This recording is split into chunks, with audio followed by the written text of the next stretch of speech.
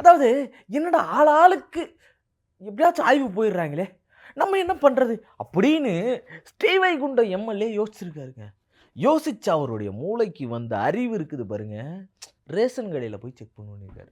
அடிப்படையில் இருக்கக்கூடிய பிரச்சனைகளை பார்க்கணும்ல, அதுதானே முக்கியமான விஷயம். அப்படி போய் அவர் பல்பு வாங்கின மேட்ரு என்ன தெரியுமா? அந்த மேட்ரை தான் நம்ம இதில் பார்க்க போகிறோம். முழு வீடியோவை பார்த்துடுறீங்களா?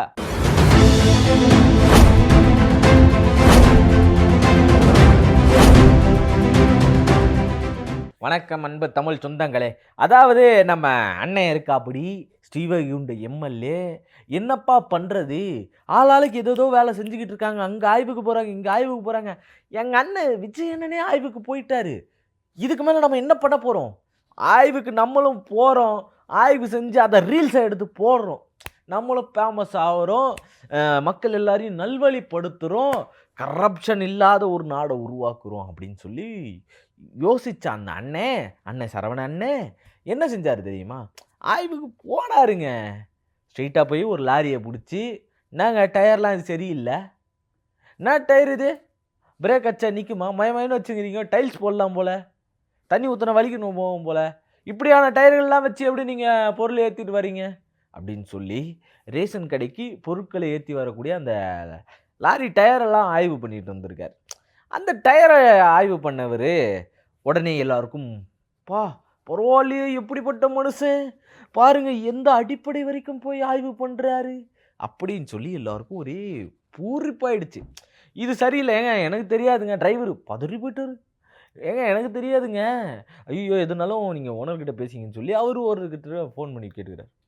ஃபோன் பண்ணி கேட்ட அந்த மனுஷன், நீங்கள் யோசிச்சு பாருங்க, என்ன மாதிரி ரைடு விட்டுருந்தா, அது நம்ம எம்எல்ஏ தான், என்ன மாதிரி ரைடு விட்டுருந்தா அங்கே அப்படி ஒரு சம்பவம் நடந்திருக்கும். கொஞ்சமாச்சு யோசிச்சு பார்க்கணும்ல. அதாவது நம்ம அண்ணன் ஆய்வுக்கு போயிருக்காரு, போன இடத்துல விசாரிச்சிருக்காரு. விசாரிச்சதுக்கப்புறம் கேட்குறாரு, எப்பா என்ன டயர் சரியில்லை, மூட்டை எடுத்துகிட்டு வரீங்க, என்ன இத்தனை அரசாங்க சொத்து வருது, வழியிலே எங்கேயாச்சும் பிரேக் பிடிக்காமல் போயிடுச்சுன்னா என்ன பண்ணுறது அப்படின்னு 4 கேள்வி இருக்குமா இல்லையா? இந்த கேள்வியை ஓனரை பார்த்துக்க. ஏன்னா அவன் தொழிலாளி, அவன் வெறும் அம்பு. எய்தது யார், வில்லு யார்? ஓனருக்கு ஃபோன் பண்ணியிருக்காரு. அவர் மேனேஜரை யாரோ எடுத்து பேசியிருக்காங்க. முதல்ல எடுத்து பேசும்போது என்ன சொல்லியிருக்காருன்னா, சார் என்ன சார் பிரச்சனை, என்ன சார், யார் சார் நீங்கள் அப்படின்ற மாதிரி கேட்டிருக்காரு. கேட்டப்போ, என்ன லாரி நீங்கள் எடுத்துகிட்டு வரீங்க, நீங்கள் கொஞ்சம் கூட மனசாட்சி இல்லை, என்ன இதுதான் ஒரு அரசாங்கத்தோடைய பொருட்கள் எடுத்து வரக்கூடிய லாரியா இது, டயர்லாம் இப்படி தான் இருக்குமா, நானும் டிரைவர் தான், எனக்குலாம் தெரியும் சார், நீங்கள் என்ன சார் டயர்லாம் கேட்குறீங்க, டயர்லாம் என்ன சார் பண்ணுறது, அதுக்கு என்ன சார் பண்ணுறது, நம்ம எது கொடுத்தாங்களோ அதை தான் செய்ய முடியும் அப்படின்னு ஆரம்பத்தில் பொறுமையாக பேசியிருக்காரு. இவருக்கு அண்ணனுக்கு செம்ம டென்ஷன் ஆச்சு. என்ன சார் இதெல்லாம் ஆராய்ச்சி பண்ணுறீங்களா அப்படின்ற மாதிரி கேட்டதும் அவருக்கு செம்ம டென்ஷன் ஆயிடுச்சு. நானும் டிரைவர் தாங்க, அரசாங்க பொருளை எடுத்துகிட்டு வரத்துக்கு நான் ஒரு எம்எல்ஏ, நான் வந்து ஆய்வு பண்ணிக்கிட்டு இருக்கேன். என்னுடைய அறிவுக்கு எட்டி எங்கள் அண்ணன் விஜய் சொன்னது மாதிரி நான் எல்லாத்தையும் கடைபிடிக்கணும், அதுக்காக நான் என்ன பண்ணுறேன், ஆய்வு பண்ணுறேன். அந்த ஆய்வு எப்படிப்பட்ட ஆய்வாக இருக்கும் யோசிச்சு பாருங்கள். மாற்றத்தை கொடுத்துருக்கக்கூடியது தமாஷாக இருக்குது. எல்லாருக்கும் ஊரே உட்காந்து சிச்சுன்னு இருக்குது. அந்த மாதிரி தான் இருக்குது. ஏன்னா இவர் போய் ஆய்வு பண்ணி டயர்லாம் பார்த்துக்கிட்டு இருக்காரு. தூக்கின்னு வர்றது ரேஷன் பொருள், அரிசியில் புழு பூச்சி இல்லாமல் இருக்குதா, பருப்பு சரியான ஒரு குவாலிட்டியில் கொடுக்குறாங்களா, இந்த மாதிரிலாம் செக் பண்ணாமல், இல்லை புழு பூச்சி இதெல்லாம் இருக்குதா, சர்க்கரை சரியான இடையில கொடுக்குறாங்களா, மண்ணெண்ணெய் சரியான முறையில் வந்து சேருதா, இதெல்லாம் தானே ஆய்வு பண்ணணும். இந்த ஆய்வுக்கெல்லாம் உட்படுத்துறத விட்டுட்டு தலைவன் பண்ணியிருக்க ஆய்வு இருக்குதே, ஆய்வு அப்படியாப்பட்ட ஆய்வுங்க அது, அப்படிப்பட்ட ஆய்வு. அந்த ஆய்வை பார்த்துட்டு கதிகலங்கி போயிடுறார். நம்ம அந்த மேனேஜர் பக்கம் வருவோம். அவர் போட்டார் அவருங்க, போடு என்ன போடுன்றீங்க சார், உங்களுக்கு ஒன்றும் தெரில, கிளம்பி போங்க சார், இத்தனை நாள் அப்படி தான் வருது, எதனால நீங்கள் அவங்ககிட்ட போய் கேட்டு, எது எனக்கு ஒன்றும் தெரியலையாப்பா, நான் எம்எல்ஏப்பா, ஒன்றும் தெரியாமல் ஆய்வு பண்ண வந்துட்டீங்க, போங்க சார் அப்படின்ட்டு அவர் ஃபோனை கட் பண்ணி விட்டார். நம்மளுக்கு ஐயோ ஒரே அசிங்கமாக போச்சே, யார் இவர், நம்பர் நோட் பண்ணுங்க, நம்ம பார்த்து செய்யணும், என்ன ஒரு அதிகாரிகிட்ட பேசுகிறது தானே அப்படின்னு சொல்லிட்டு இவர் ஒரு பக்கம். நியாயமான முறையில் ஒரு ஆய்வு பண்ணுறீங்க அப்படின்னா எங்கே பண்ணணும், அரசாங்க குடோனில் பண்ணணும். சரி, அது ஓனர்கிட்ட பேசிக்க வேண்டியது என்ன, யார் கான்ட்ராக்ட் எடுத்தா அவங்கக்கிட்ட பேசணும். தொழிலாளி 2 பேரையும் புடிச்சு, யாரு உங்கள எதிர்த்து கேள்வி கேட்க மாட்டாங்களோ, அவங்கள புடிச்சு கேள்வி கேட்கணும்னு நெனச்சீங்க. கேள்வி கேட்டவன் புடிச்சு உங்கள ஒண்ணும் தெரியாம எதுக்கு தேவையில்லாம வந்துட்டீங்க அப்படின்னு சொல்லி போட்டு வாங்கிட்டாய்ங்க. ஏன்னா, ஒரு லாரியோட நீங்க குடுக்குற கெப்பாசிட்டி என்ன? என்ன அமௌண்ட்டுக்கு குடுக்குறீங்க? அது என்னவா வந்து சேரும்? அதுல இருக்கக்கூடிய தேய்மான செலவுகள் என்ன? இது எல்லாத்தையும் பார்க்க வேண்டிய ஆட்கள் இருக்காய்ங்க. அவைங்கள எல்லாத்தையும் விட்டுறீங்க. அந்த ஓனர புடிச்சு கேட்கணும். அவர புடிச்சு கேட்க துப்பு கிடையாது. யாருன்னு தெரியாது. தெரிஞ்சா தானே போய் புடிச்சு கேட்கறதுக்கு. எல்லாத்துக்கும் ஒரு டீட்டெயில் இருக்கும். நீங்க எடுத்து பார்த்தீங்கன்னா, அந்த அமைச்சர்கள் வச்சிருப்பாய்ங்க. போய் தேடி எடுத்தீங்கன்னா எல்லாம் கெடைச்சிரும். அவைங்களே குடுத்துருவாய்ங்க. யார் யார் கான்ட்ராக்ட் போட்டிருக்கோம். யார் யாரெல்லாம் டிரைவர் ஓட்டிக்கிட்டு வருவாங்க. இது எல்லாமே டீட்டெயில்ஸு அரசாங்கத்துடைய டேட்டால என்ட்ரி செய்யப்படும். இந்த டேட்டாவ எடுத்து பார்த்தாலே இதெல்லாம் தெரிஞ்சிரும். ஓகேப்பா, நான் பார்த்தேன். உன் லாரி டயர் எதுவும் சரியில்ல. ஆ இதனால பெரிய ஆபத்துகள் வரும். சாலை ஓரங்கள்ல பெரிய ஆபத்து வர்றதுக்கான வாய்ப்புகள் இருக்கு. அது மட்டும் இல்ல அரசாங்க சொத்துக்கள எடுத்துட்டு வரீங்க. நீங்க முதல்ல ப்ராப்பரா இருக்கணும்னு சொல்லி, முதலாளி கிட்ட போய் கேளுங்க. அது என்ன தொழிலாளி கிட்ட கேட்கறது? "பார்த்தியா? இல்ல இது சரியில்ல. அ ஓனர கான்டாக்ட் பண்றோம். இது பண்ணு." இவர புடிச்சு என்னவோ கேட்கறது. ஏதோ பிரைவேட்டான ஒரு விஷயம் நடக்கிற மாதிரியும், அதுல வந்து யார் ஓனர் இப்ப பிரைவேட் பொருட்கள் எல்லாத்தையும் அவங்க தூக்கிட்டு போறாங்க. லாரி சரியில்ல, அது சரியில்ல, உள்ள எடுத்துட்டு போற பொருள்ல அது மேல எதனா ஆச்சுன்னா என்ன பண்றது? அப்படின்னு சொல்லி கேட்கறாங்க. அந்த கேள்விக்கு உட்பட்டு இப்போ பிரைவேட் ஓனர புடிச்சு கேட்கறாங்களா? அப்படின்ற ஒரு கேள்வி வருது. கான்ட்ராக்ட் யார் போட்டிருக்கிறது? அரசாங்கம் போட்டிருக்கு. அப்ப யார் ஓனருன்னு தெரியும். நீங்க பார்த்தீங்களா? சரிப்பா நான் அவர்கிட்ட பேசிக்கிறேன் அப்படின்னு சொல்லிட்டு, எல்லாத்தையும் இறக்கி வச்சுட்டு போன்ட்டு, நீங்க போய் முதலாளிகள் கிட்ட பேசியிருக்கணும். இன்னொன்னு ஆய்வுக்கு போனவன்லாம் இதெல்லாம் உட்காந்து ஆய்வு பண்ணுவாங்களா? அப்படின்னு கேட்டீங்கன்னா, வேற வேலை இல்லைங்க.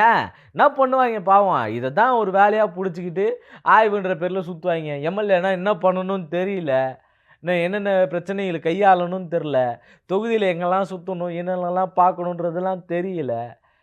அதெல்லாம் தெரிஞ்சிருந்தா, இவங்க அந்த வேலைய பார்ப்பாய்ங்க. இது உட்பட்டது தானே, ஆய்வுக்கு உட்பட்டது தானே, என்ன தப்பு அப்படின்னு கிளப்பிட்டு வரவைங்க சில பேருக்கு இருக்குது.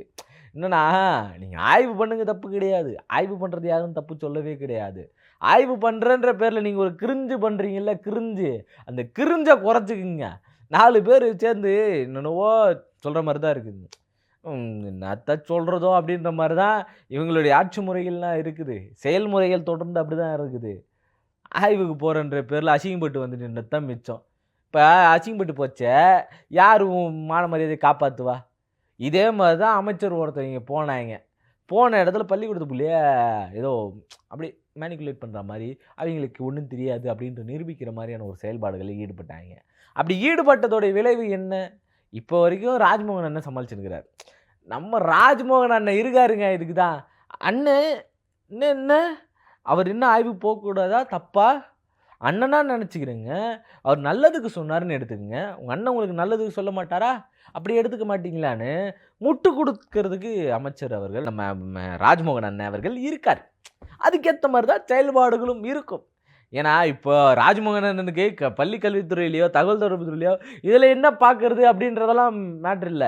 இப்போ உட்காந்து எந்த அமைச்சரு, எந்த எம்எல்ஏ, யார் எங்க தப்பு பண்றா, அது எப்படிலாம் உட்காந்து முட்டு குடுக்கலாம் அப்படின்ற ஒரு நோக்குல தான் முட்டு குடுக்குறதுக்கு கிளம்பியிருக்காரு நம்ம ராஜ்மோகன் அண்ணன். ஏன்னா, எல்லா இடத்துலயும் முட்டு குடுக்க வேண்டியதா இருக்கு. ஓரளவு செயல்பாடுகள்ல இருக்கக்கூடிய ஒரு ஆள் தான் ராஜ்மோகன் அண்ணன் சொல்லலாம். அவரு பயங்கர முட்டு. முட்டுலயும் முட்டு, மொரட்டு முட்டு. புஷி ஆனந்தம்லாம் தோத்து புடுவாரு. அப்படின்ற மாதிரியான ஒரு முட்டு தான்.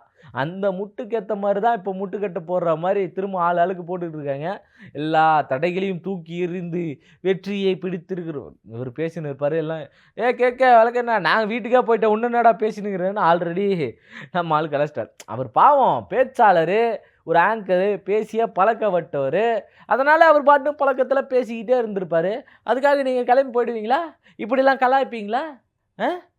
அவர் பாருங்க இப்ப இதுக்கு எப்படி முட்டு குடுக்குறாருன்றத மட்டும் பாருங்க. இதுக்கு இன்னும் கொஞ்சம் வைரல் ஆகட்டும். ஏங்க என்னாங்க அப்படின்னு பத்திரிக்கையாளர் கேள்வி கேட்கட்டும். அது எப்படி அண்ணங்க இதெல்லாம் ஆய்வு பண்ணணுங்க.